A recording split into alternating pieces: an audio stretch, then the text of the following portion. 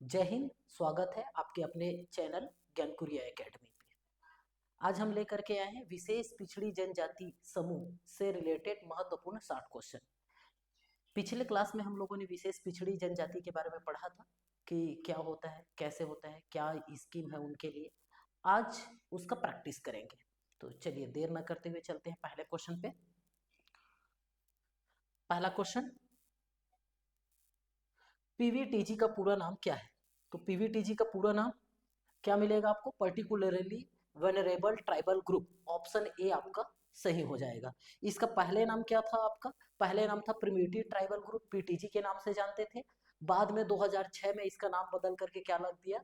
Particularly vulnerable tribal group, विशेष पिछड़ी जनजाति समूह। ऑप्शन ए आपका सही हो जाएगा। चलिए नेक्स्ट क्वेश्चन, पीवीटीजी की अवधारणा किस वर्ष अस्तित्व में आई? ठीक है, 1973, 1991, 2006, 2011। 1973 में ढेबर आयोग की अनुशंसा पर ये चालू किया गया था, लेकिन उस समय इसको हम लोग किस नाम से जानते थे? पीटीजी के नाम से जानते थे, प्रिमिटिव ट्राइबल ग्रुप। लेकिन बात कर रही है पीवीटीजी, तो इसका जो नाम है वो 2006 में बदला गया। तो पीवीटीजी की अवधारणा 2006 में आई। ऑप्शन सी आपका सही आंसर होगा। नेक्स्ट क्वेश्चन, पीवीटीजी से पहले इन समूहों को किस नाम से जाना जाता था? अभी बात किए, पीवीटीजी को सबसे पहले किस नाम से जानते थे हम लोग? प्रिमिटिव ट्राइबल ग्रुप के नाम से जानते थे। 1973 में ढेबर कमीशन, ठीक है, इन्होंने रिकमेंड किया था कि जो जनजाति है उनमें से कुछ जनजाति बहुत पिछड़ी हुई है। उनमें उस समय ये लगभग आपके 52 जनजातियों को यहाँ पर कंसिडर किए थे और इनको नाम दिए थे प्रिमिटिव ट्राइबल ग्रुप। बाद में 2006 में इसका रीनेम किया गया और फिर से बन गए ये पीवीटीजी। तो इस क्वेश्चन का सही आंसर होगा option B. Next question, Bharat में पीवीटीजी समूह की कुल संख्या कितनी है? तो ये कुल संख्या पूछ रहा है, मतलब वर्तमान के बारे में बात कर रहे हैं। वर्तमान में देखें तो इसकी कुल संख्या कितनी है? 75। जब स्टार्ट हुआ था तो स्टार्ट हुआ था तब ये था कितना? 52, ठीक, 1973 में, 1973 में। लेकिन 2006 से अभी अब ये कितना हो गया है आपका? 75, ठीक। नेक्स्ट क्वेश्चन, पीवीटीजी समुदाय कितने राज्यों और केंद्र शासित प्रदेशों में फैले हुए हैं? तो पीवीटीजी समुदाय कितने राज्यों में फैले हुए हैं? तो कितने राज्यों में फैले हुए हैं? तो 18 राज्यों में फैले हुए हैं और एक केंद्र शासित प्रदेश, ठीक है। तो वो एक केंद्र शासित प्रदेश, एक यूनियन टेरिटरीज है, वो कौन सा है आपका? अंडमान एंड निकोबार द्वीप, ठीक। तो भारत के 18 राज्य और एक केंद्र शासित प्रदेश में पीवीटीजी समुदाय फैले हुए हैं। चलिए नेक्स्ट क्वेश्चन पे चलते हैं। छत्तीसगढ़ में केंद्र सरकार द्वारा मान्यता प्राप्त पीवीटीजी समूहों की संख्या कितनी है? ठीक है, तो छत्तीसगढ़ में कितने पीवीटीजी है, लेकिन किसके संदर्भ में पूछ रहा है? सेंट्रल गवर्नमेंट के, है ना, केंद्र सरकार के परिप्रेक्ष्य में पूछ रहा है। तो केंद्र सरकार के परिप्रेक्ष्य में देखें तो कितने हैं आपके? 5 है, ठीक है। राज्य सरकार की बात करते हैं तो राज्य सरकार में कितना होता? 2 होता। नेक्स्ट क्वेश्चन, छत्तीसगढ़ में राज्य सरकार द्वारा मान्यता प्राप्त पीवीटीजी, ठीक है। तो यहाँ पर, अच्छा, यहाँ पर ऑप्शन गलत हो गया है, ठीक है, एक को हम लिख लेंगे, 2 लिख लेंगे। तो राज्य सरकार द्वारा पिछड़ी जनजाति कितनी है? तो केंद्र सरकार द्वारा कितनी है? 5। नेक्स्ट क्वेश्चन, छत्तीसगढ़ का कौन सा पीवीटीजी गोदना और बेवार खेती के लिए जाना जाता है? तो कौन सी जनजाति जो है वो टैटू गोदना गोदवाती है ना? कौन सा फेमस है? तो फेमस कौन सा है आपका? बैगा। तो बैगा जनजाति जो है वो सबसे ज्यादा गोदना प्रिय जनजाति है और ये क्या करते हैं? झूम खेती करते हैं, स्थानांतरित कृषि करते हैं। इसके कृषि को बेवर या बेवार के नाम से जानते हैं। तो ऑप्शन सी आपका सही आंसर हो जाएगा। नेक्स्ट क्वेश्चन, छत्तीसगढ़ के किस पीवीटीजी की जनसंख्या सबसे कम है? तो सबसे कम जनसंख्या, जनरली जो पीवीटीजी होती है उसकी जनसंख्या कम ही होती है, ठीक है। लेकिन इस क्वेश्चन पे देखें तो सबसे सबसे कम की बात कर रहे हैं पीवीटीजी में। तो सबसे कम कौन है आपका? बिरहोर है। 3000, 4000 से कम है इसकी जनसंख्या, ठीक है। और ये बिरहोर आपको जसपुर और रायगढ़ वाले क्षेत्र में आपको देखने को मिलेगा। वहीं पर पीवीटीजी जिसकी जनसंख्या सबसे ज्यादा है वो है आपका क्या? बैगा। तो सबसे ज्यादा है बैगा और सबसे कम है आपका बिरहोर। बैगा की जनसंख्या की बात करें छत्तीसगढ़ में तो लगभग 88,000 के आसपास है। बिरहोर के बारे में बात करें तो 3.8 3.9 के आसपास इसकी जनसंख्या। नेक्स्ट क्वेश्चन, जंगल के मनुष्य और रस्सी निर्माता के रूप में किस पीवीटीजी को जाना जाता है? ठीक है। तो जंगल के मनुष्य के रूप में किसको जाना जाता है? बीर होर। ठीक है, बीर का मतलब ही क्या होता है? जंगल, और होर का मतलब क्या होता है? मनुष्य। बीर का मतलब जंगल और होर का मतलब क्या? मनुष्य। तो जंगल का निवासी, जंगल का मनुष्य कौन है? बीरहोर है। ऑप्शन ए आपका सही हो जाएगा। कमार किस शिल्प कला में निपुण होते हैं? तो कमार निपुण होते हैं बांस शिल्प कला में। ऑप्शन बी आपका सही हो जाएगा। छत्तीसगढ़ का कौन सा पीवीटीजी सबसे कम साक्षरता दर रखता है? तो सबसे कम साक्षरता दर की बात करें तो सबसे कम साक्षरता दर होता है अबुझमाड़िया का। ठीक, अबुझमाड़िया की साक्षरता लगभग 19% आपका यहाँ पर देखने को मिलेगा। वहीं पर बीरहोर के बारे में बात करें तो सबसे कम जनसंख्या, सबसे कम जनसंख्या बीरहोर, सबसे कम साक्षरता आपका अबुझमाड़िया। वहीं पर सबसे ज्यादा साक्षरता के बारे में बात करें तो कमार आ जाएगा, ऑप्शन डी। ठीक है, तो इस क्वेश्चन का आंसर आपका ऑप्शन ए आपका सही हो जाएगा। नेक्स्ट क्वेश्चन, पहाड़ी कोरवा पीटीजी कहाँ रहता है?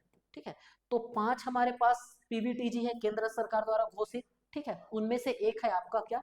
पहाड़ी कोरवा। पहाड़ी कोरवा के बारे में बात करें तो ऊपर का ये आपका सरगुजा संभाग, उसके बाद बिलासपुर संभाग, उसके बाद हम देखें रायपुर संभाग, दुर्ग संभाग, और नीचे आपका बस्तर संभाग।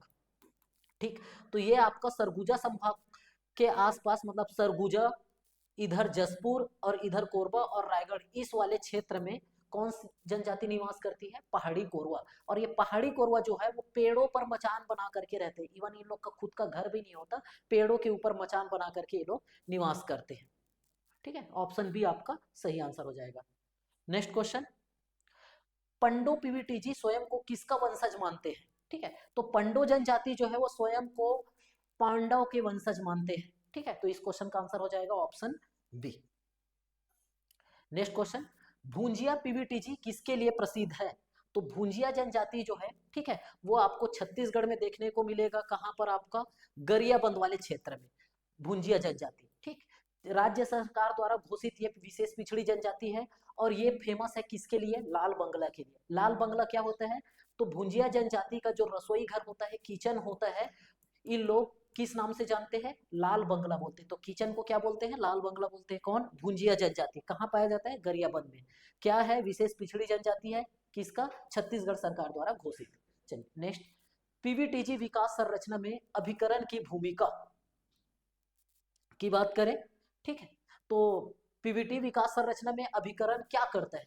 ठीक, तो अभिकरण क्या करेगा? देखो, दो चीज होते हैं, एक होता है आपका अभिकरण और एक होता है आपका प्रकोष्ठ। ठीक, अभिकरण और प्रकोष्ठ। तो अभिकरण क्या करता है? नीति निर्माण और बजट आवंटन का काम करता है। कौन? आपका अभिकरण। वही अभिकरण के नीचे क्या होता है? प्रकोष्ठ होता है। जमीनी स्तर पर जो कार्य होता है, जमीनी स्तर पर कार्य का क्रियान्वयन जो होता है वो प्रकोष्ठ द्वारा होता है ना। तो विकास संरचना में अभिकरण जो है वो क्या काम करता है? नीति निर्माण का काम करेगा, बजट आवंटन का काम करेगा। ऑप्शन डी आपका सही हो जाएगा। विकास संरचना में प्रकोष्ठ सेल क्या करता है? ठीक है, जैसे किसी भी राजनीतिक पार्टी में भी आईटी सेल, युवा सेल ऐसे होते हैं, और वो लोग सब क्या करते हैं? जमीनी स्तर पर काम करते हैं। तो वैसी पीवीटीजी की विकास संरचना में क्या होता है? प्रकोष्ठ सेल होता है, जो जमीनी स्तर पर क्या करता है? काम करता है। तो जमीनी स्तर पर योजनाओं को लागू करने वाला क्या होता है? आपका सेल प्रकोष्ठ होता है। नीति बनाने का काम किसका होता है? एजेंसी का होता है, विकास अभिकरण का होता है। नेक्स्ट, बैगा पीवीटीजी का विकास प्रकोष्ठ कहाँ है? बैगा पीवीटीजी का प्रकोष्ठ कहाँ पर देखने को मिलेगा?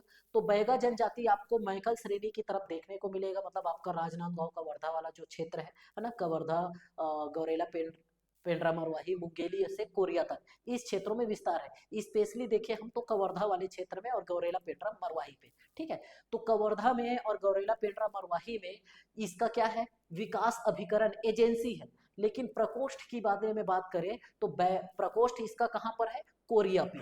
ठीक है, तो कोरिया, बैकुंठपुर, कोरिया में इसका क्या है? विकास प्रकोष्ठ है, बैगा विकास का। चलिए नेक्स्ट क्वेश्चन, कमार विशेष पिछड़ी जनजाति का विकास प्रकोष्ठ कहां पर है? अब कमार के बारे में बात करें तो कमार जनजाति आपको मिलेगा कहां पर? आपको कमार जनजाति आपको मिल जाएगा कहां पर? गरियाबंद वाले क्षेत्र में। ठीक है, गरियाबंद धमतरी वाले क्षेत्र में मिलेगा। तो गरियाबंद में देखे तो उसका कमार विकास का क्या है, मुख्यालय है। मुख्यालय मतलब आपका अभिकरण का मुख्यालय है, एजेंसी का। लेकिन प्रकोष्ठ का मुख्यालय, क्योंकि कमार जनजाति का विस्तार जो थोड़ा सा गरियाबंद, धमतरी, महासमुंद से और इधर कांकेर तक फैला हुआ है, ठीक है, तो इसका जो आपको देखने को मिलेगा, आपको नगरी धमतरी में देखने को मिलेगा। कमार पीवीटीजी का विकास प्रकोष्ठ कहाँ पर मिलेगा, नगरी में देखने को मिलेगा। नेक्स्ट क्वेश्चन, पीएम जनमन का पूरा नाम क्या है? तो पीएम जनमन का पूरा नाम क्या है?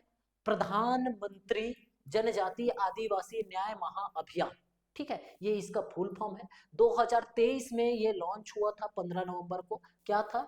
जनजाति गौरव दिवस। चलिए नेक्स्ट क्वेश्चन, पीएम जनमन कब लॉन्च किया गया था? अभी बात किए थे, कब लॉन्च किया गया था? 15 नवंबर 2023 को लॉन्च किया गया था। ये 3 सालों के लिए है, मतलब 2026 तक रहेगा, ठीक है। 15 नवंबर को क्या होता है? जनजाति गौरव दिवस होता है। पीएम जनमन की अवधि क्या है? 2023 से 2026, 3 वर्ष में ही ये रखा गया है। लगभग 24,000 करोड़ के आसपास आपका ये आवंटन है इसके लिए, और इन 3 सालों में 24,000 करोड़ रुपए खर्च करके जो विशेष पिछड़ी जनजाति समूह है उनको समाज के मुख्य धारा में लाना, ठीक है। और इसके लिए कितने लक्ष्य निर्धारित किए गए हैं? 11 लक्ष्य निर्धारित किए गए हैं। चलिए नेक्स्ट क्वेश्चन, पीएम जनमन का बजट कितना है? बजट के बारे में बात करें, अभी 24,104 करोड़ रुपए, ठीक, 24,104 करोड़ रुपए है। और लगभग ये 9 मंत्रालयों में, ठीक है, 9 विभाग, 9 मंत्रालय विभाग में ये खर्च होंगे, ठीक है। किन पर? जनजातियों पर, विशेष पिछड़ी जनजातियों पर।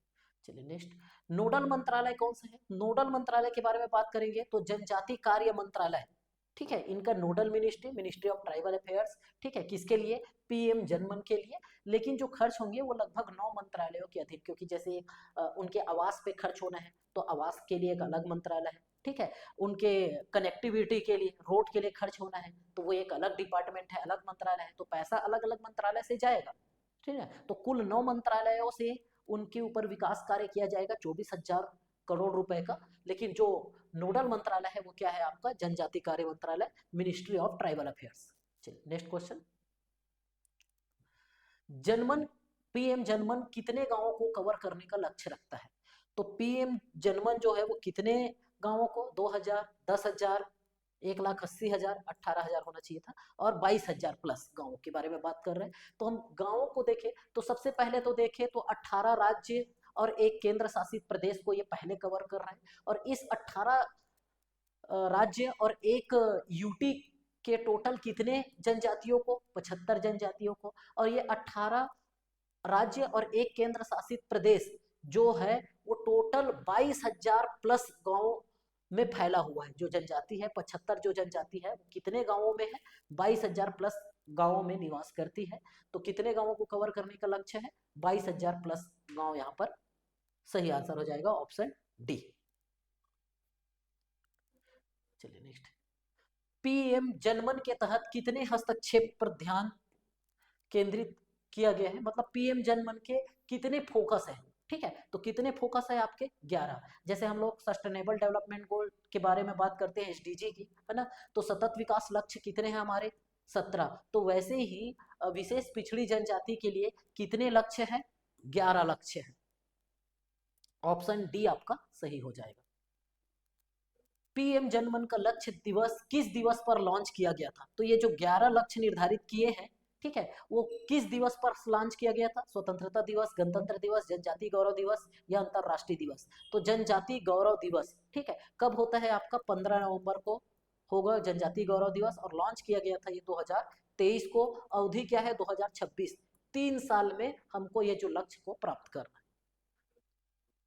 नेक्स्ट क्वेश्चन, निम्नलिखित में से कौन सा जनमन का फोकस क्षेत्र नहीं है? अब ये जो 11 क्षेत्र है उसमें क्या है? तो सुरक्षित आवास, जी हाँ, ये इसमें शामिल है, सुरक्षित आवास शामिल है, स्वच्छ पेयजल शामिल है, अंतरिक्ष अनुसंधान नहीं, ये शामिल नहीं है, विद्युतीकरण, मतलब जो अनुसूचित विशेष पिछड़ी जनजाति जो है वो उन सबको सुरक्षित आवास प्रोवाइड कराना है, स्वच्छ पेयजल प्रोवाइड कराना है, विद्युतीकरण करना है, लेकिन वहां पर अंतरिक्ष अनुसंधान करना है, ऐसा नहीं है। तो ये आपका सही आंसर हो जाएगा ऑप्शन सी, ये लक्ष्य में शामिल नहीं है।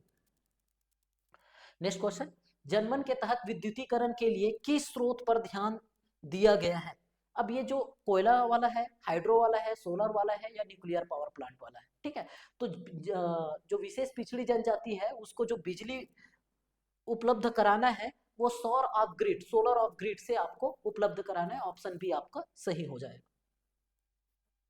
नेक्स्ट, पीएम जनमन का प्राथमिक उद्देश्य क्या है? केवल आवास प्रदान करना, पीवीटीजी की सामाजिक आर्थिक स्थिति को उन्नत करना, या केवल शिक्षा प्रदान करना, केवल स्वास्थ्य सेवा प्रदान करना। या स्वास्थ्य भी प्रदान करना है, शिक्षा भी प्रदान करना है, आवास भी प्रदान करना है। तो क्या हो जाएगा? सामाजिक आर्थिक स्थिति को उन्नत करना। ऑप्शन बी आपका सही आंसर हो जाएगा। पीवीटीजी की पहचान के मानदंडों में क्या शामिल नहीं है? अब क्या शामिल नहीं है, कैसे हम निर्धारित करेंगे कि कौन पीवीटीजी है? ठीक है, तो उच्च साक्षरता दर, ठीक है, पहचान के शामिल नहीं है भैया। निम्न साक्षरता दर होना चाहिए, ठीक है। पिछड़ापन, घटती जनसंख्या, आजीविका का प्राथमिक स्तर, हाँ, तो प्रिमिटिव लेवल ऑफ लाइवलीहुड प्राथमिक स्तर होना चाहिए, ये सही है ना। टेक्नोलॉजी में भी, टेक्नोलॉजी क्या, वो तो ऐसे ही पिछड़े रहते हैं, तो टेक्नोलॉजी में तो पिछड़ा रहेंगे, ठीक है। जनसंख्या स्थिर रहती है, घटती रहती है। उच्च साक्षरता दर नहीं है, ये क्या है? निम्न साक्षरता दर है। तो ऑप्शन बी आपका सही हो जाएगा। नेक्स्ट, छत्तीसगढ़ में सबसे अधिक जनसंख्या वाला कौन सा है? तो अभी बात किए थे, छत्तीसगढ़ में सबसे अधिक जनसंख्या वाला विशेष पिछड़ी जनजाति कौन सा है? ऑप्शन ए बैगा, लगभग 88,000 आपको देखने को मिलेगा। नेक्स्ट, बिरहोर विकास प्रकोष्ठ कहां पर है? तो बिरहोर विकास प्रकोष्ठ आपको कहां पर देखने को मिलेगा? धर्मजयगढ़, रायगढ़ में देखने को मिलेगा। ऑप्शन बी आपका सही हो जाएगा। पहाड़ी कोरवा विकास प्रकोष्ठ कहां पर है? तो पहाड़ी कोरवा विकास प्रकोष्ठ आपको कहां पर मिल जाएगा? ऑप्शन बी बलरामपुर में आपको देखने को मिल जाएगा। नेक्स्ट, अबुझमाड़िया पीवीटीजी मुख्य रूप से किस जिले में निवास करते हैं? तो अबुझमाड़िया कहां निवास करते हैं? नारायणपुर में निवास करते हैं। ऑप्शन बी आपका सही हो जाएगा। पीएम जनमन सुरक्षित खाद्य आपूर्ति कैसे सुनिश्चित की जाएगी, है ना। तो एक आपका जो है, जो 11 लक्ष्य है उसमें एक है क्या? आपका खाद्य आपूर्ति एक लक्ष्य है। तो ये खाद्य आपूर्ति को किस माध्यम से करेंगे हम लोग? पीडीएस के माध्यम से जो विशेष पिछड़ी जनजाति है वहां तक खाद्य सामग्री हम लोग पहुंचाएंगे। जैसे आवास के बारे में बात किए थे कि उन लोग को आवास कैसे प्रोवाइड करेंगे, तो पीएम आवास योजना जो चलता है उसके तहत उन लोग को आवास की सुविधा दी जाएगी। नेक्स्ट, पीएम जनमन का लक्ष्य पीवीटीजे समूह तक पहुंचाना है, तो कितने लक्ष्य है? तो लक्ष्य के बारे में बात करें तो लक्ष्य तो है 11, लेकिन कितने जनजाति समूह तक पहुंचाना है? तो सभी के सभी 75 जनजाति जो विशेष पिछड़ी जनजाति है वहां तक इनको पहुंचाना है। पीवीटीजी विकास के लिए संरचना में अभिकरण किस स्तर पर काम करता है? तो अभिकरण जो है वो मुख्यालय स्तर पर काम करता है। अभिकरण क्या करेगा? हेड क्वार्टर के रूप में काम करेगा, मुख्यालय के रूप में काम करेगा। जबकि आपका जो प्रकोष्ठ होता है वो ग्राउंड लेवल पर, जमीनी स्तर पर काम करता है। तो इस क्वेश्चन का जो सही आंसर हो जाएगा option C. Next question, PVTG विकास संरचना में प्रकोष्ठ जमीनी स्तर पर काम करेगा, ठीक है। तो ऑप्शन बी आपका सही आंसर हो जाएगा। नेक्स्ट, पीएम जनमन के तहत सामुदायिक केंद्र का उद्देश्य क्या है? केवल मनोरंजन, सामुदायिक सभा और गतिविधियों के लिए स्थान, केवल प्रशासनिक कार्य, केवल शिक्षा। तो सामुदायिक सभा और गतिविधियों के लिए स्थान है आपका क्या? सामुदायिक केंद्र। ऑप्शन बी आपका सही आंसर हो जाएगा। नेक्स्ट क्वेश्चन, डिजिटल कनेक्टिविटी का क्या लक्ष्य है? केवल मोबाइल फोन देना, इंटरनेट और डिजिटल सेवाओं तक पहुंच बढ़ाना, केवल कंप्यूटर देना, केवल टीवी देना, ठीक है। तो डिजिटल कनेक्टिविटी तब होगी जब वहां पर इंटरनेट हो और साथ ही साथ क्या हो? डिजिटल सेवा हो। तो इंटरनेट और डिजिटल सेवा को पहुंचाना ही क्या है? डिजिटल कनेक्टिविटी है। ऑप्शन बी आपका सही आंसर हो जाएगा। पीएम जनमन के तहत आजीविका सृजन पर जोर क्यों दिया जाता है ना? किस पर जोर दिया जाता है? आजीविका सृजन, लाइवलीहुड जनरेशन पर। तो आय के स्रोत सृजित करने के लिए, जी हाँ, लाइवलीहुड जनरेशन क्यों है? आय के स्रोत बढ़ाने के लिए है। आर्थिक सशक्तिकरण, आय का स्रोत बढ़ेगा तो आर्थिक सशक्तिकरण होगा। आत्मनिर्भरता भी बढ़ेगा, हाँ होगा। तो इनमें से सभी आपका सही आंसर हो जाएगा।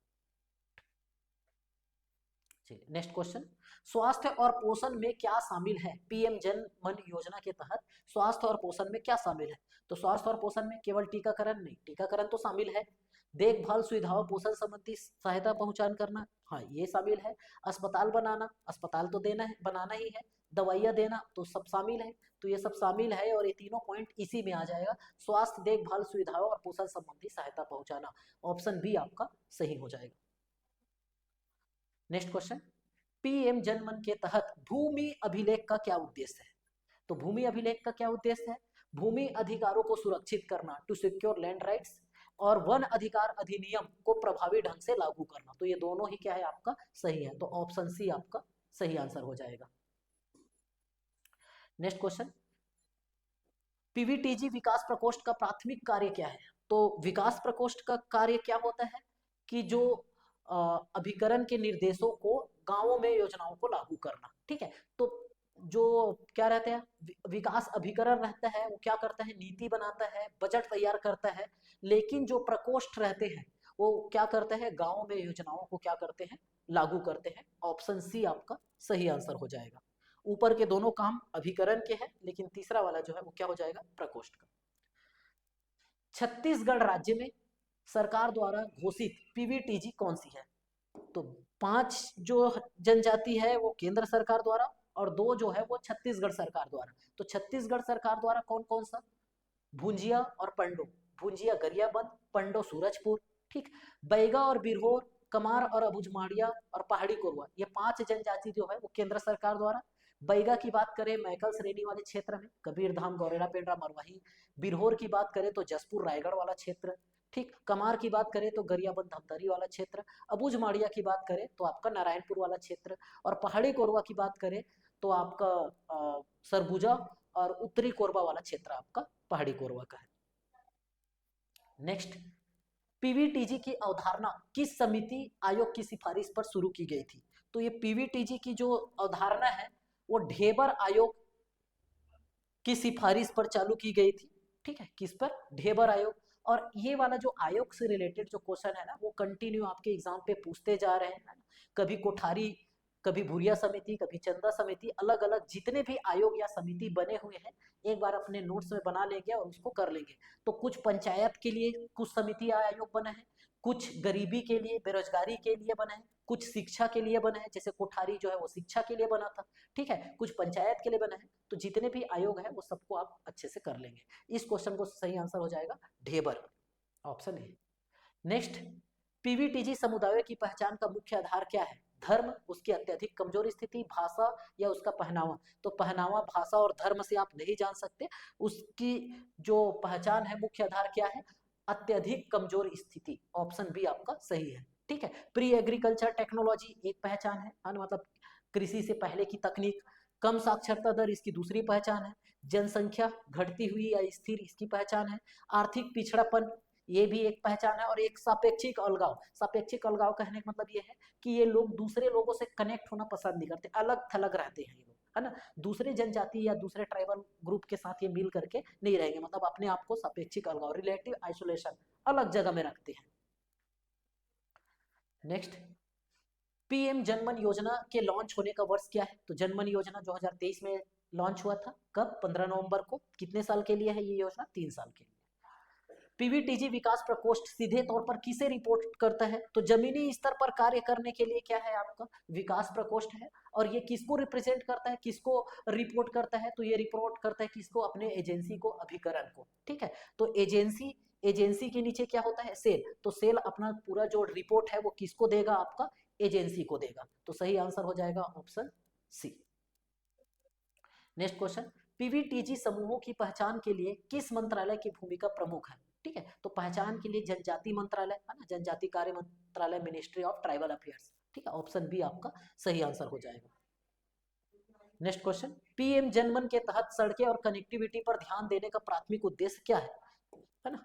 तो जो 11 लक्ष्य है उसमें से एक लक्ष्य क्या है आपका? कनेक्टिविटी, सड़क और कनेक्टिविटी, ठीक है। तो पर्यटन को बढ़ावा देना, दूरस्थ पीवीटीजी बस्तियों में मुख्य धारा से जोड़ना और पहुंच बेहतर करना, यही इसका क्या है आपका सही आंसर है। ऑप्शन बी आपका सही हो जाएगा। सैन्य गतिविधियों को सुगम बनाना, केवल वाहनों की बिक्री बढ़ाना, ऐसा नहीं है, ठीक है। तो ये दूरस्थ जो पीवीटीजी बस्ती है उसको मुख्य धारा से जोड़ने के लिए आपको क्या है? सड़कें और कनेक्टिविटी। 11 लक्ष्यों में से एक लक्ष्य आपका ये है। नेक्स्ट, छत्तीसगढ़ के किस पीवीटीजी को सबसे अधिक साक्षरता दर प्राप्त है? ठीक है, तो सबसे कम साक्षरता दर किसका है? आपका अबुझमाड़िया का है। सबसे अधिक बोला है तो सबसे अधिक के बारे में याद रखना है, कौन सा है? आपका कमार है। जनजाति में बात करें, ठीक है, सबसे ज्यादा कौन है? संख्या में बात करें तो सबसे ज्यादा ये है, ठीक है। साक्षरता दर में सबसे ज्यादा ये है, ठीक है। सबसे कम की बात करें बिरहोर है, और सबसे कम साक्षरता की बात करें तो अबुझमाड़ी। तो इसका जो सही आंसर हो जाएगा साक्षरता दर अधिक वाला Kamar, option B. Next question, PM Janman योजना का शुभारंभ किस दिन किया गया? जनजाति गौरव दिवस के दिन किया गया था, 15 नवंबर 2023 को। पीवीटीजी की विकास संरचना में अभिकरण और प्रकोष्ठ के बीच मुख्य अंतर क्या है? मुख्य अंतर क्या है? नीति निर्माण, बजट आवंटन, दोनों या दोनों नहीं? ठीक है, तो ये दोनों ही आपका क्या है? मुख्य अंतर है। किसके बीच में? आपका प्रकोष्ठ, अभिकरण और प्रकोष्ठ के बीच में। अभिकरण का काम क्या है? नीति निर्माण और बजट आवंटन।